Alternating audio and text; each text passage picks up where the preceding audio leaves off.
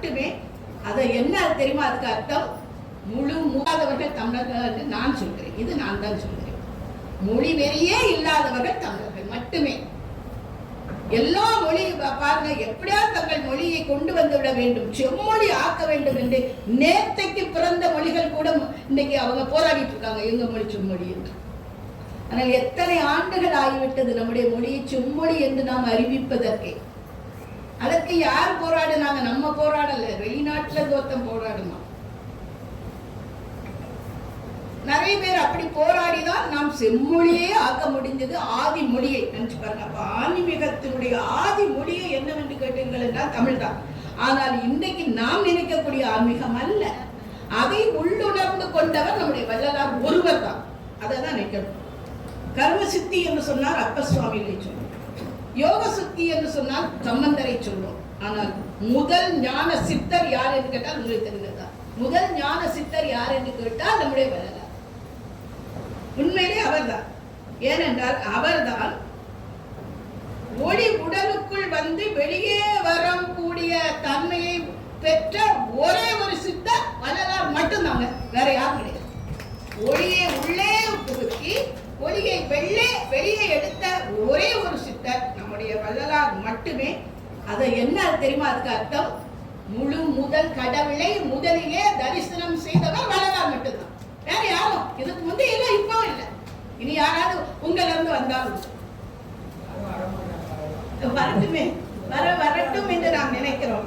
வரட்டும் ஐயா, வரட்டுமே. ஐயனே வள்ளலாரே சொல்லி இருக்கிறார், வருவார் என்று சொல்லி இருக்கிறார்.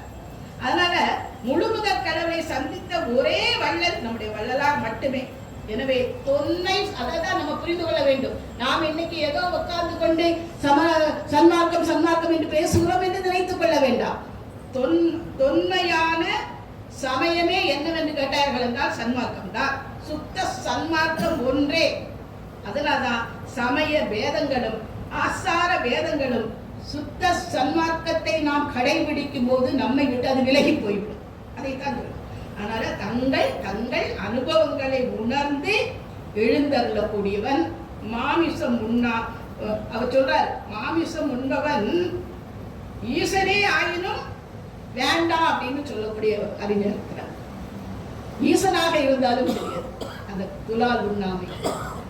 வாடிய பயிரை கண்ட போல வாடுறாங்கல்ல இல்லையா? யார் வாடி இருப்பாங்க? அப்படி தைத்தால் அந்த துணிக்கு கூட வலி வந்து விடுமே என்று தைக்காத துணியை போத்தி கொண்டு நடந்தவர் அல்லவா அவர். அதனால்தான் அவர் நடந்து செல்லும் போது ஒரு ஞானி சொன்னார், நிறைய மனிதர்கள் நடந்து போது ஒரு கழுத போகுது, ஒரு சிங்கம் போகுது, ஒரு நாய் போகுது. வள்ளலார் வரும்போது சொன்னதோ ஒரு மனிதன் போகிறான் என்று. அவ்வளவு பெரியவர். அருப்பா அதெல்லாம் உங்களுக்கு தெரிந்த இதுதான். அருப்பா மருப்பா நடக்கும் போது நினைச்சு பாருங்க. வந்து எல்லாம் அமர்ந்துட்டாங்க, எல்லாரும் அமர்ந்து இருக்கிறார்கள். பெரிய ஆளு வரவங்க நம்ம குறை சொல்லவே முடியாது. சைவ சமயத்தை தூக்கி நிறுத்தியவர்களின் மிகப்பெரிய இடத்தை கூறியவர் அருங்கநாதர்.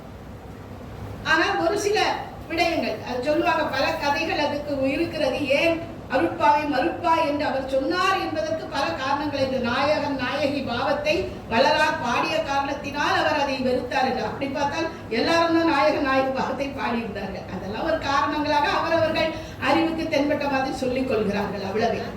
ஏதோ ஒன்று இருந்திருக்கிறது இரண்டு பேருக்குமான மறுப்பு.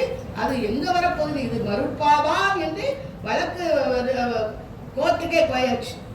எல்லாரும் உட்கார்ந்துருக்காங்க, வந்துட்டாங்க. ஆளுநர் உட்கார்ந்தாச்சு, ஜட்ஜி வந்தாச்சு, வாதாடக்கூடிய வக்கீல் வந்தாச்சு, எல்லாரும் வந்தாச்சு.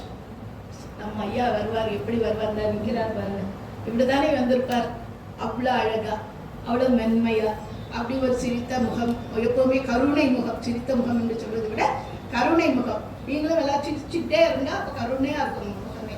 அப்ப அப்படிப்பட்ட கருணை முகத்தோடு உள்ளே நுழையவும் எல்லாரும் எழுப்பி நின்னாங்களாம். யார்ல இருந்து? பொதுவாக நீதி மன்றத்திலே அங்க உயரத்திலே இருக்கக்கூடிய நீதிபதி யார் வந்தாலும் எழும்ப மாட்டார்கள் என்பது எழும்பக்கூடாது இல்லையா? எழும்பக்கூடாது. அவங்க நீதி வழங்கக்கூடிய அவரே எழும்புறாங்க, எல்லாரும் எழும்புறாங்க. யாரும் எழும்புகிறார்கள்? ஆறுமுக நாவலர். ஜட்ஜு தீர்ப்பு எழுதிட்டார், அவ்வளவு. அப்போ ஒரு மனிதனுடைய தன்மை அதுதான். பொதுவாக சொல்றாங்க, நம்ம யாராக இருந்தால் நாம் வணங்குவது போல நாம் இருக்க வேண்டும்.